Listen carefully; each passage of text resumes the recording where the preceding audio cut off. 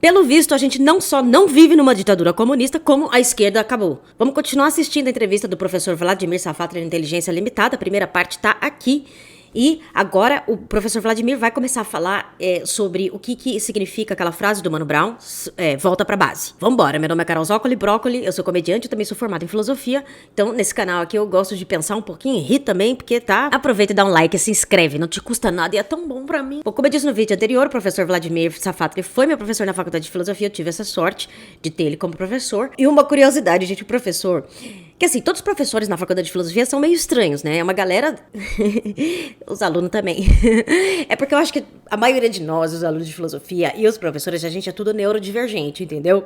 Então a gente não somos pessoas com comportamento muito normal. Eu lembro uma aula do professor Vladimir, eu fiz uma piada. Ele comentou uma coisa e eu respondi assim, né? Do fundo da sala, sabe aquela coisa? E todo mundo riu. Ele só olhou pra minha cara assim, olhou pra turma... Continuando. E continuou, tipo assim, foi muito engraçado, porque não foi uma censura, ele não me reprovou, ele não achou... Ele olhou como um cientista, entendeu? Tipo assim, então esses humanos aqui, eles riem quando alguém fala alguma coisa fora do eixo, sabe assim? Bom, mas sem mais delongas, bora assistir. O que significa voltar pra base? Vamos lá. Então, mas você percebe, voltar pra base significa o que exatamente? Né? Significa ouvir...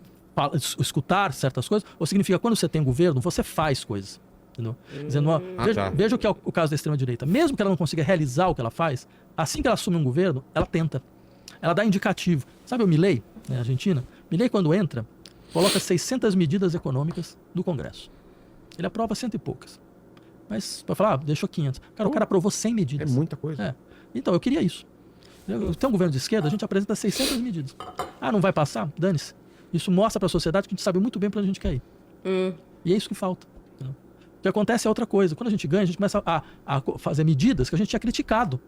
E começa a falar, mas não tem espaço de luta. Como o Haddad está sendo criticado pela própria esquerda. Mas não diria nem ele. Quer dizer, qualquer pessoa no lugar dele estaria numa situação como essa, entendeu? A gente personaliza uma coisa que não é um problema pessoal. Quer dizer, ele faz o que ele pode, né? Mas o fato é que assim, qualquer pessoa no lugar dele, num governo como esse, numa lógica de governo como essa, não teria outra alternativa. Mas teria uma alternativa se fizesse o quê? Teria uma alternativa se compreendesse muito claramente. Não tem como gerir essas crises que nós vivemos respeitando o sistema que produziu essa crise. Que é? Vamos pegar o problema da crise ecológica. Tá. A gente viu em São Paulo momentos onde você teve assim... Queimada para tudo quanto é lado. Tal. O que aconteceu depois disso? Você prendeu o pessoal que era responsável? Você chegou e falou, de fato, esse modelo econômico de agronegócio, ele não pode ser o modelo central da economia brasileira. Porque ele produz isso. Diretamente. Não tem como você ter um modelo desse sem ter essas consequências ecológicas. Mas o que você faz? Na mesma semana que você teve queimada, o governo ele anuncia um plano safra bilionário que vai só fortalecer. Você fala, mas não tem nenhuma lógica um negócio desse. Nenhuma lógica. Você está dentro do processo, você está vendo que você tem que tentar sair de um certo uso de combustível fóssil, você vai falar, não, mas a gente precisa explorar petróleo na foz do Rio Amazonas. Mas, cara, a ideia era outra. A ideia era não dá para você mais usar isso, porque os custos ecológicos são impagáveis. Você vai precisar paulatinamente sair. E quem quer comprar essa briga, né? Então, mas você percebe? Se ninguém quer comprar essa briga, então por que a gente existe? A gente existe pra quê? Pra fazer o resto das pessoas passarem raiva? Pra depois você prometer um negócio e não conseguir cumprir e falar, olha, não dá? Pra você ser um nome de uma forma contínua de traição? Cara, ele tocou num ponto muito, muito crucial. Porque eu moro nos Estados Unidos, né? Infelizmente. Né? Temporariamente. E aqui também tem se discutido muito assim o papel da esquerda, né? Dos democratas e dos republicanos, porque o Trump ganhou de novo. E a reclamação dos democratas é muito parecida com essa. O problema dos democratas, que muitos estudiosos apontam, é exatamente esse. Não entregam. Quando tem o poder na mão, não entregam nada. Não entregam aquilo que eles prometeram. Faz sentido. A gente falou de como tá a esquerda, mas você vê algum tipo de luz nisso? Tem alguma outra esquerda aparecendo? Olha, tem nomes? Que a gente personaliza muito, né? É o Lula. Quem vai ser o cara da esquerda em 2026?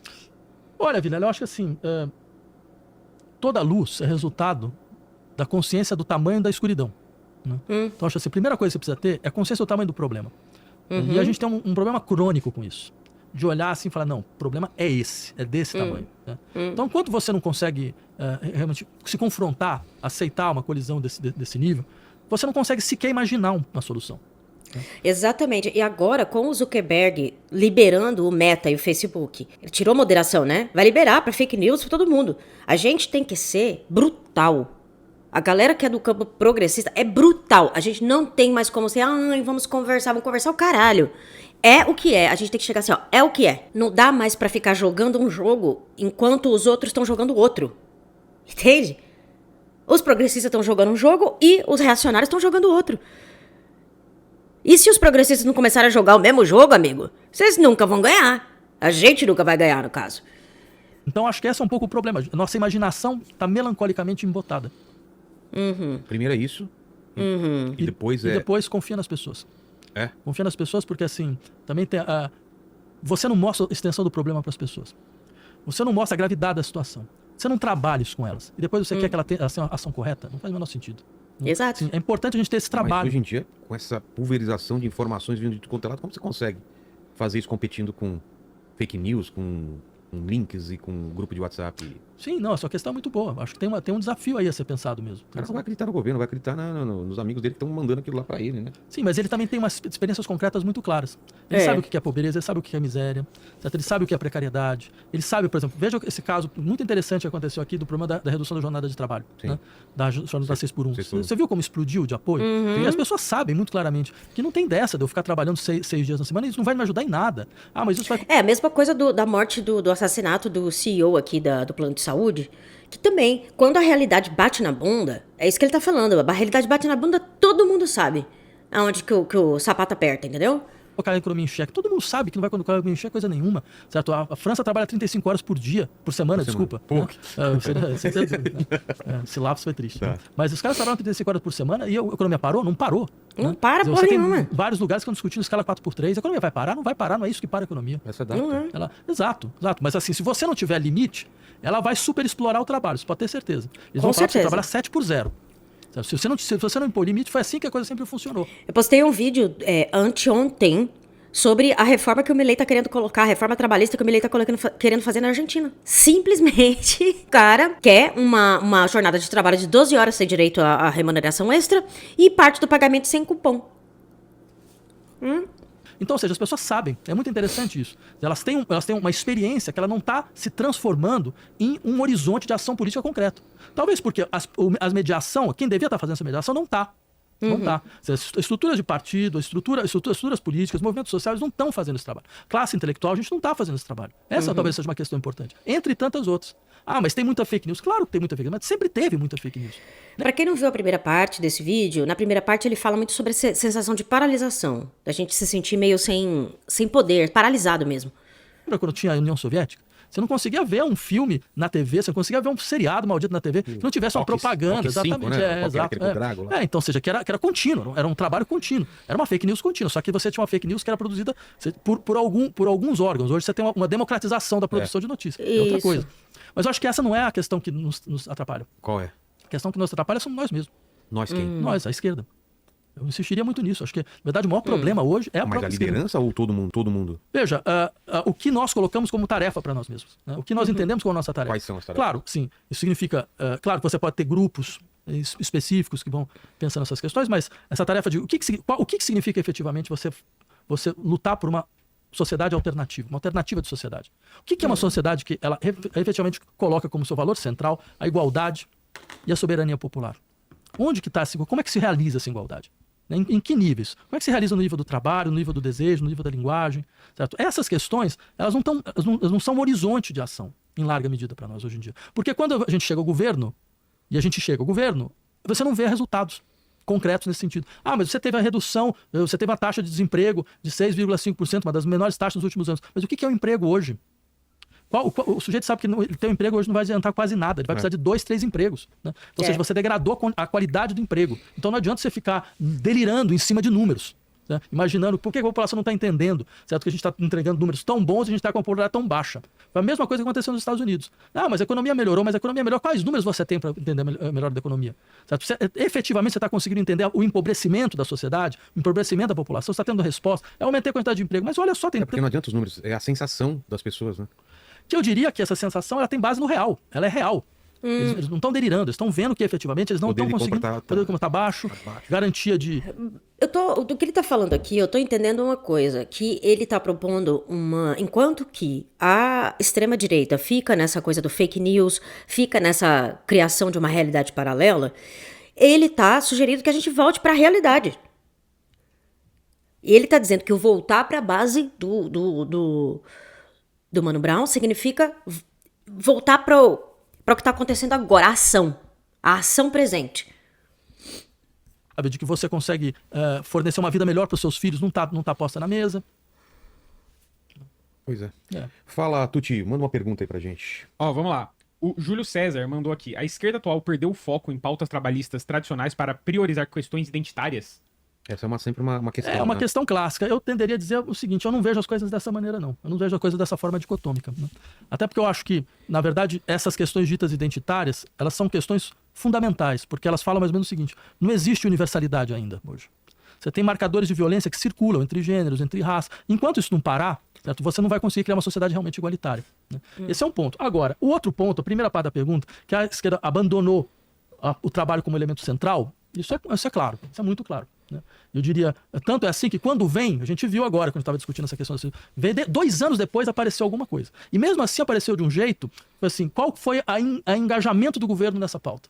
A gente tem um governo que, a princípio, de esquerda. Qual foi o engajamento? Qual foi o engajamento do Ministério do Trabalho? Eles foram, mobilizaram sua base, mobilizaram o seu setor, falaram, não, a gente vai tentar colocar isso com todas as... Não, eles não fizeram isso. Então você começa a desconfiar, né, do engajamento real dessas pessoas. Eu insistiria, uma questão fundamental no trabalho, não é só essa questão da redução de jornada de trabalho, embora seja importante, mas a questão mais importante para a esquerda é que os trabalhadores e as trabalhadoras possam decidir o que elas fazem dentro do seu espaço de trabalho.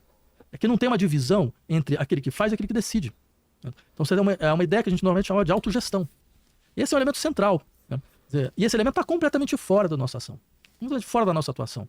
Certo? E eu me pergunto se uma esquerda sobrevive sem essa ideia de que, bem, uma sociedade emancipada, uma sociedade onde você tem uma ideia de emancipação realizada, uma sociedade onde as pessoas que trabalham, elas não estão submetidas a uma hierarquia mais.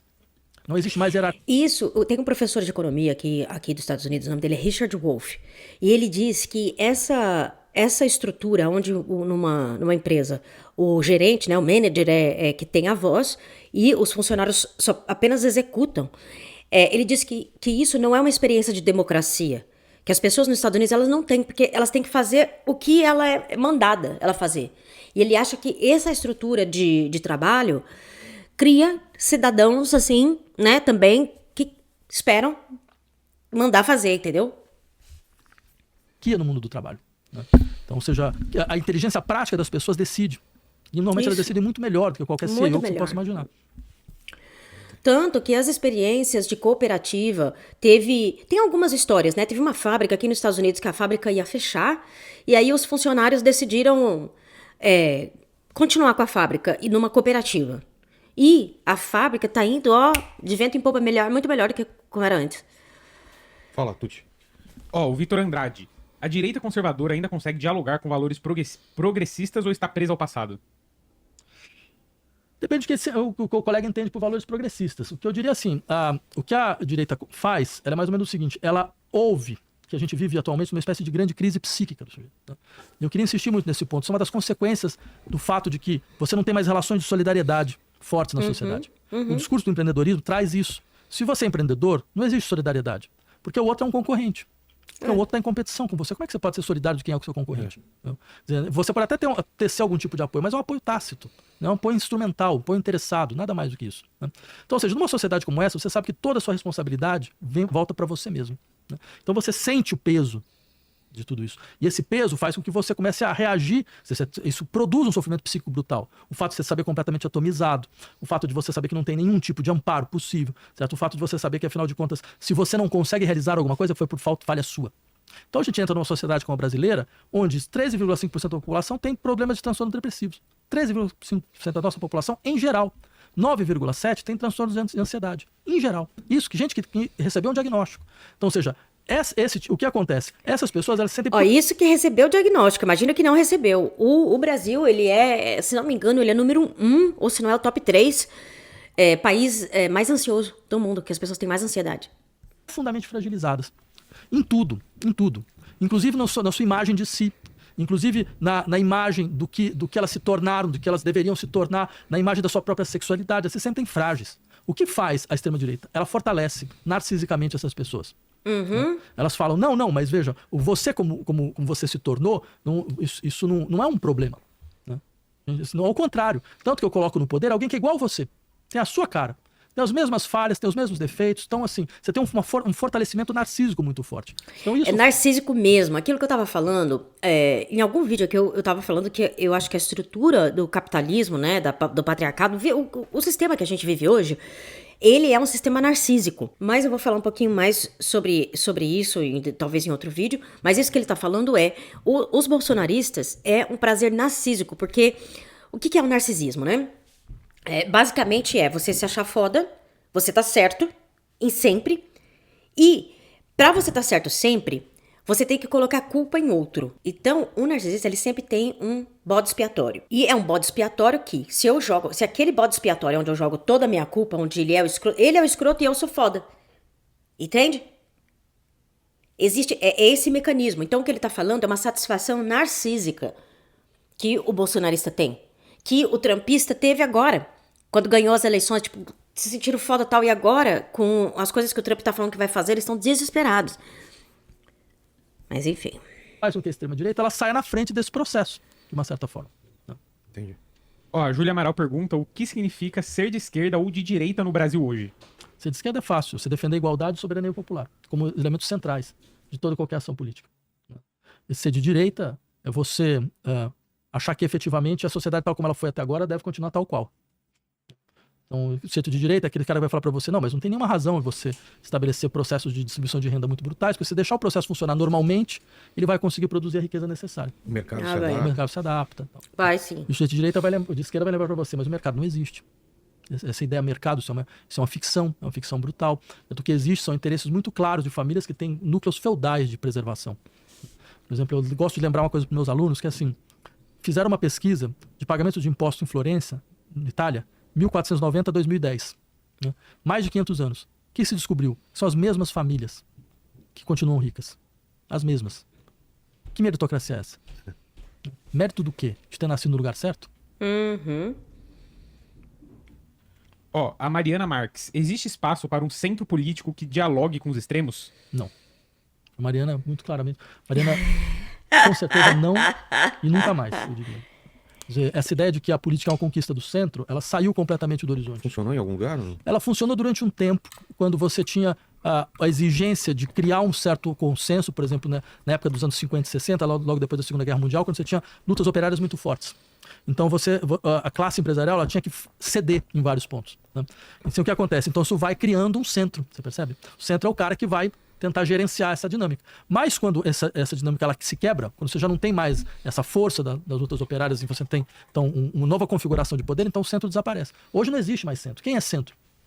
Quem efetivamente no mundo é centro? Né? Sei lá, Macron na França era visto como centro. Quer dizer, ele terminou agora, fazendo um governo que é um governo capitaneado pela extrema-direita. Então existiria. Não tem como ter centro numa situação onde você precisa cada vez mais da violência social, da violência policial para conseguir sustentar a preservação do Estado. Uau. Entendi. Ó, o João Vitor. Existe uma linha tênue entre liberdade de expressão e discurso de ódio na agenda da direita? Olha, eu tendo a não psicologizar o campo político. Então, essa ideia de falar, não, mas isso é discurso de ódio, certo? Isso é ressentimento, eu acho muito ruim. Certo? Porque eu nem sei o que é discurso de ódio, para começar por aí. Bem, a gente também é descrito pela direita como tendo discurso de ódio. Né? É uma acusação dos dois Uma lados. acusação que vem dos dois lados. E além do que, de fato, eu odeio várias coisas. Né? Eu não vejo qual que é o problema do ódio se aparecer como elemento constituinte da ação política. Se Eu você não também tem não vejo. raiva, você não sai do lugar. Se você não Exatamente. tem raiva de certas coisas, você não luta contra. Certo? Não há nenhum problema no ódio. Né? O problema, eu acho que é outro. Né? O problema é que quando tudo se torna um mero discurso. É isso. Né? Quando no fundo é uma questão de discutir discurso. Porque quando você vai ver a ação prática mesmo, ela é muito menor do que aquilo que você prometeu. Ó, a Isabela Alves. O apoio de líderes Eu religiosos... quero só chamar a atenção aqui rapidinho, que o professor, ele é da faculdade, né? Ele dá aula na USP, e ele é um acadêmico, ele é, né? Ele vem de uma família de intelectuais e tal. E eu acho muito importante o Safato, ele tá onde ele tá, fazendo essas denúncias. Porque realmente, uma das coisas que... Eu fiz até mestrado, né? Em filosofia, e eu sempre pensei que eu ia ser professora. né? Sempre achei que eu acabei virando comediante, mas assim, sempre achei que ia ser professora. E eu acho que uma das coisas que me fez abandonar é que é isso que ele tá falando. É uma galera que fica muito assim nas palavras bonitas, de muito discurso e pouca ação. Então, essa crítica que ele tá fazendo aí à esquerda, essa crítica ela tá vindo do lugar certo. Ele tá no lugar certo fazendo a crítica que tá certa, sabe? E o professor Vladimir, ele é muito respeitado, né? Porque ele é muito foda, gente. Ele é muito foda. Eu acho que ele deve ter um QI bem maior que o nosso, assim. A direita compromete a laicidade do Estado? Mas o Estado nunca foi laico. Também é só uma outra ilusão fundamental, me parece. Veja, isso não é só no Brasil, não. O partido que governa a Alemanha é o Partido Democrata Cristão. Que governou durante muito tempo. Tem um Partido Democrata Cristão. O que é laico no Estado? Desde quando o Estado norte-americano é laico? Né? Você percebe? Essa ideia de laicidade, ela esconde um fato, me parece.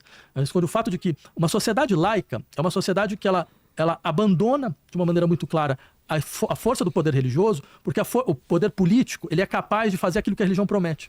O que a religião promete? A religião promete transformações das pessoas. Ela promete que você pode nascer de novo. Entendeu? Você pode ser uma outra pessoa. Esse elemento, ele é capitaneado, ele é roubado pela política. A política, ela recupera esse elemento, né? E faz com que isso se transforme numa força política, né? Inclusive, a religião, muitas vezes, ela opera numa chave emancipatória, certo? No campo político. Basta lembrar, no Brasil você teve a teologia da libertação. Eu lembraria a vocês, boa parte das grandes revoluções, elas foram feitas utilizando a força da religião. Por exemplo, a primeira revolução que a gente costuma descrever no Ocidente é a revolta dos anabatistas, em 1525, na Alemanha, que é uma revolta da reforma protestante, né, liderada pelo Thomas Müntzer.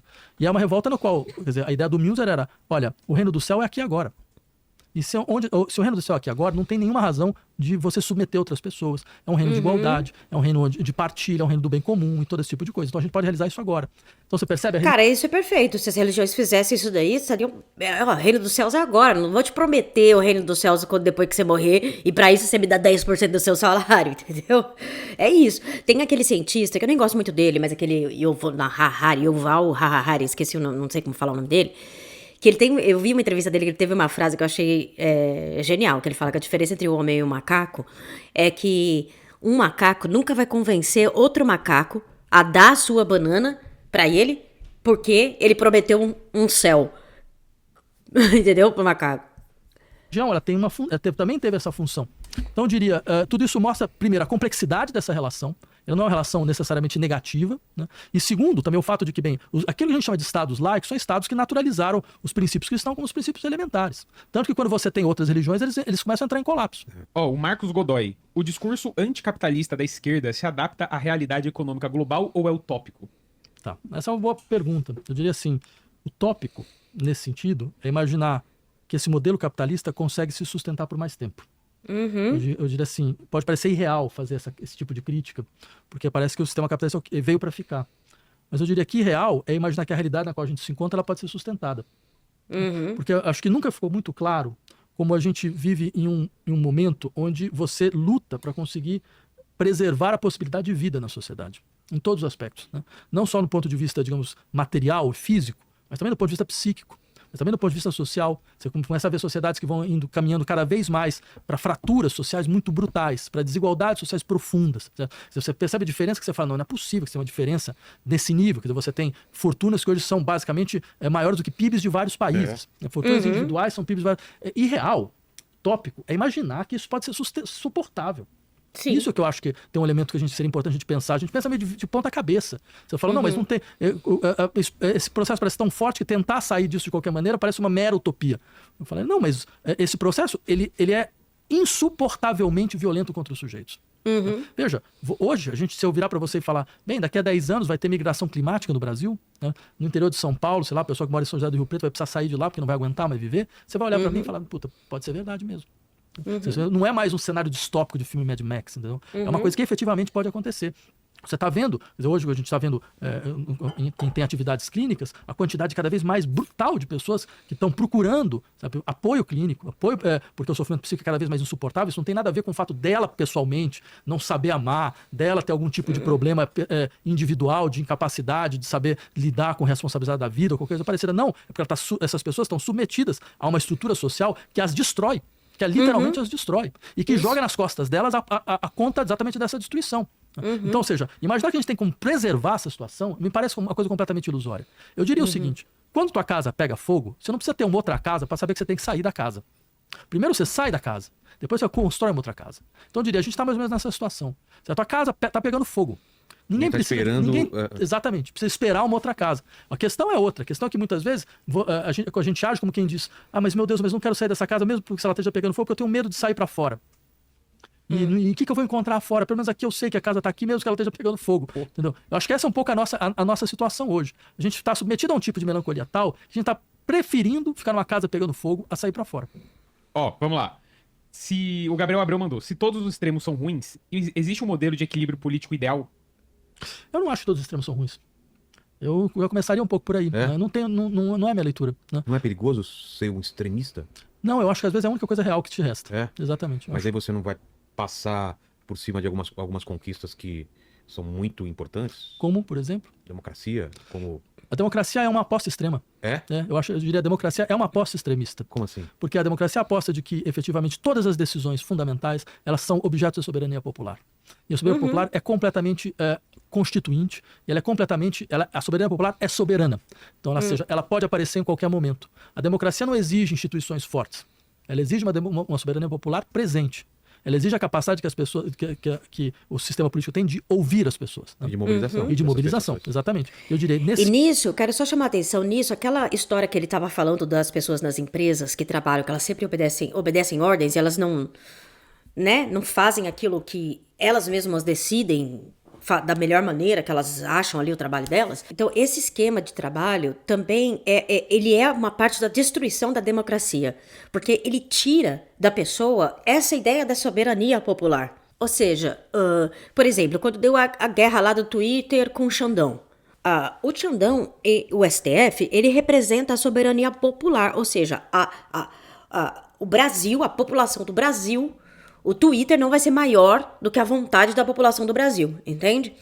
Mas a gente está desconectado dessa realidade, por isso que para muita gente a democracia não existe. Porque como na nossa vida, no dia a dia, a gente não experimenta democracia. Entende? Então, esse professor que eu te falei de economia, aqui dos Estados Unidos, o Richard Wolff, ele realmente fala, tem que experimentar. A gente não vive numa sociedade democrática porque ninguém experimenta a democracia. Entendeu? Qualquer momento. A democracia não exige instituições fortes. Ela exige uma soberania popular presente. Isso. Ela exige a capacidade que as pessoas, que o sistema político tem de ouvir as pessoas. Né? E de mobilização. E de mobilização, exatamente. Eu diria, nesse sentido, a democracia a gente nunca viu. Em nenhum lugar. Ela é um projeto a ser feito, é uma democracia por vir. Quem diz, eu não conheço nenhum país que possa ser dito democrático no sentido mais forte do termo. Um país onde a população ela pode decidir para além das forças do dinheiro, das forças do capital, certo? Ela pode decidir aquilo que lhe cabe realmente como a melhor saída. Certo? Uma democracia onde ela não tá baseada em exclusões raciais brutais, como no caso brasileiro, onde ela se desdobra dentro do horizonte de desigualdade. Onde tem desigualdade não pode ter democracia. Porque onde tem desigualdade tem dependência. Se você tem uma sociedade desigual, então eu não posso decidir de verdade. Porque dependendo do que eu decidir, certo? Eu vou contra o interesse de alguém do qual eu dependo. E que tem força na minha decisão. Então, nessa situação, não tem democracia. E como a gente nunca conseguiu realizar uma sociedade realmente igual, a democracia nunca existiu. Eu diria, a democracia é a aposta mais extrema que a gente conhece. Porque ela se realiza, na verdade, no aprofundamento da democracia direta. No dado de que, não é uma questão de eu saber escolher bons representantes. Eu não quero escolher representantes. E eu acho que a população não tem que escolher representantes. Ela está presente. E hoje a gente tem toda a condição tecnológica de colocar as pessoas presentes. Certo? Na Grécia, você precisava de uma ágora, ou no século XIX, você ia precisar de representantes, porque você não conseguia botar todo mundo dentro de um espaço. Hoje você bota todo mundo dentro de um espaço virtual. As pessoas podem efetivamente decidir. Nós temos as condições tecnológicas para isso. Nós não temos a vontade política para isso. Porque isso pressuporia uma sociedade descontrolada. Uma sociedade onde não se controla mais. Vamos fazer plebiscitos para... Por exemplo, você faz... plebiscito é um dos elementos fundamentais. Plebiscito, conselhos de decisão. Por exemplo, você tem políticas educacionais. Elas nunca são tomadas ouvindo aqueles que realmente sabem do processo, que estão lá no dia a dia da escola, sabe, no chão de fábrica da escola, todo dia. Os professores, as professoras, certo, representantes discentes. Você nunca ouve essas pessoas. Já viu política educacional ser feita levando em conta professor? Não. Então, hoje você tem quantos professores do Brasil? 50, 60 mil professores? É impossível mobilizar esses professores dentro de conselhos para que eles decidam efetivamente qual vai ser a política educacional e o Estado simplesmente implemente a política que as pessoas que realmente sabem, decidiram, que não foi um resultado de lobby, de pressão do grupo do Lehman, sabe, que vai lá fazer seu lobby de pressão do outro, que é isso que é a democracia que a gente conhece, é uma democracia de lobista e de tecnocrata. Né? Então ela não existe quanto tal. Então eu diria, uma democracia real, ela é uma outra coisa. Ela é a aposta mais extrema que a gente conhece. Tá respondida a pergunta ou quer complementar alguma coisa sobre isso? Tá, manda. Ó, o Rodrigo Faria, o ódio ao adversário político é mais motivado por diferenças ideológicas ou pela luta ao poder? Olha, isso depende, Rodrigo, mas eu diria assim, mais uma vez, eu não sou daqueles que primeiro, psicologizam os processos políticos, e segundo, eu não vejo o ódio como um problema. Né? Eu acho assim, aquelas pessoas que estão profundamente espoliadas durante gerações de histórias de espoliação econômica, elas têm todo o direito de ter ódio das pessoas que fizeram isso. E não só das pessoas, mas da estrutura que fizeram isso. E elas precisam politizar esse processo. Né? Não é chegar lá, acertar, dar um tiro, isso não vai fazer a menor diferença, mas politizar o processo. Transformar isso numa desadesão, numa perda de adesão a essas dinâmicas que, na verdade, só o oprimiram. Ou seja, você tem um processo de desidentificação que é fundamental. Marx dizia uma coisa muito interessante, falava, os proletários, eles não têm pátria, eles não têm religião, eles não têm moral, eles não têm família, certo? E não é um caso de você dar uma família, uma moral, uma religião para eles, porque significa o quê? Eles se desidentificaram disso. Eles percebem que essas instituições, que não são só instituições específicas, são instituições que procuram reproduzir um certo modo, uma forma de vida, certo? Que excluíram essas pessoas. Certo? Eles não têm lugar nessas instituições, não têm lugar nesse tipo de ideal. Então eles podem produzir alguma coisa nova. Então eles podem criar alguma coisa nova. Toda criação começa de uma negação. Quanto mais profunda a criação, mais profunda a negação, mais possível a criação. Isso vale não só em política, vale nas artes, vale na vida pessoal. Quanto mais é possível as pessoas se desidentificar, mais ela abre um espaço para que ela possa efetivamente criar. Mas para isso precisa ter raiva. Por isso, por exemplo, eu costumo dizer, eu sou um professor de filosofia. Filosofia muitas vezes foi chamada do amor pelo saber. Eu insistiria no seguinte, quem tem amor pelo saber nunca faz filosofia. Porque a filosofia precisa de outra coisa, precisa de raiva pelo saber. Precisa de raiva pelo saber tal como ele se constituiu até agora.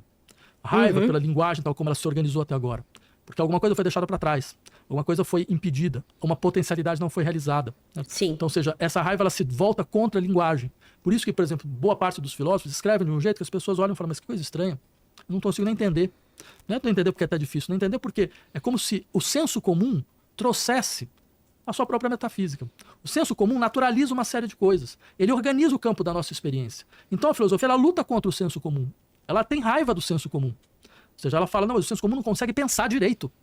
Então, para pensar, eu vou precisar me desacostumar da língua tal como ela se funciona até agora, do senso comum tal como ele me orientou, do saber tal como ele se constituiu até agora.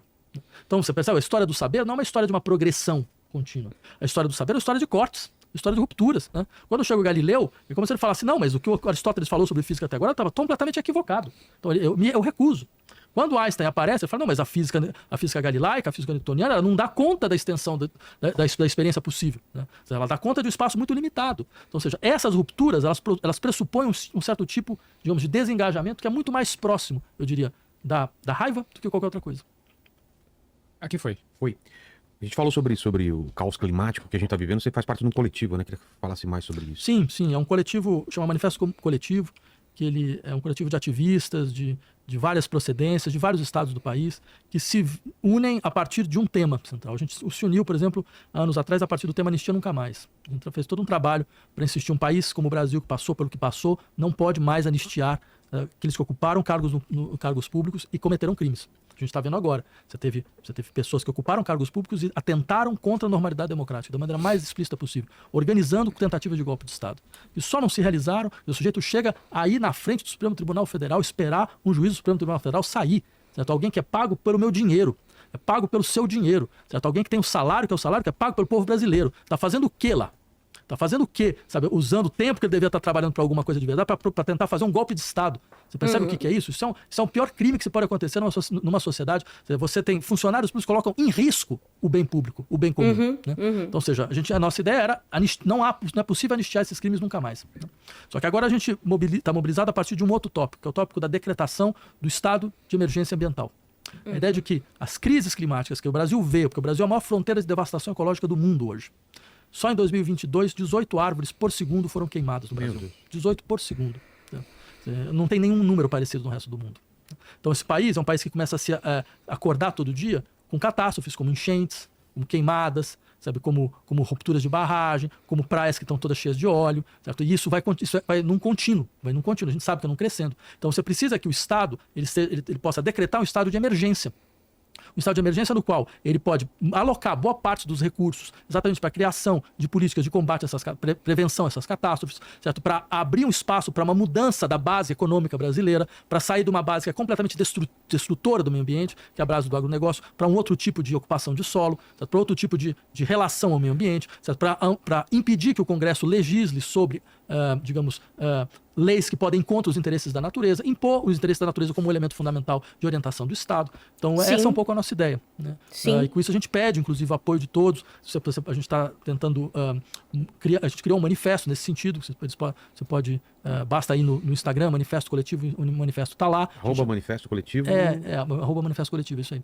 Tem mais de 40 mil assinaturas agora, a gente quer chegar a 100 mil assinaturas, né? Para a gente poder pressionar esse debate. Perfeito. Agradecer demais a sua presença. É isso então, eu acho que ele trouxe um retrato do momento atual. Não tem como negar que esse campo da esquerda vive um processo de estagnação. Muitos desesperados com a situação do mundo, porque tá realmente difícil. De um lado é Facebook, Twitter, Elon Musk, Trump, Bolsonaro. Do outro é a mudança climática, enfim. Dá pra gente ficar muito tonto assim com isso. Uma das coisas que eu vejo muitos ativistas aqui dos Estados Unidos falando, e eu acho que pode ser uma coisa interessante, que é você começar a se envolver nas políticas do seu bairro, depois da sua cidade, depois, sabe, as coisas que estão mais próximas de você. Porque isso também pode trazer uma mudança significativa. Porque se a galera se une nas suas regiões, nos seus bairros, nas suas cidades, eles vão começar a votar melhor para as cidades, para os estados. E a gente tendo congressistas melhores, tudo melhora. Então, isso é um caminho também. Agora, eu acho que na comunicação, aqui, a gente que trabalha com comunicação aqui e que levanta esses temas, eu acho que a gente tem que ser brutal. Brutal. Acabou esse negócio de, ai, que coisa feia, não fala, não pode xingar, não pode, ai, tá muito agressivo. Não. É pau, gente. Então essa é a minha opinião. Eu concordo totalmente com o professor. Eu acho que esse negócio do voltar pra base é mostrar realmente mudanças. Porque a verdade é essa. Porque assim, você fala, bom, se eu votar na direita, nada vai mudar. Vai piorar. Se eu votar na esquerda, também nada vai mudar. Entende?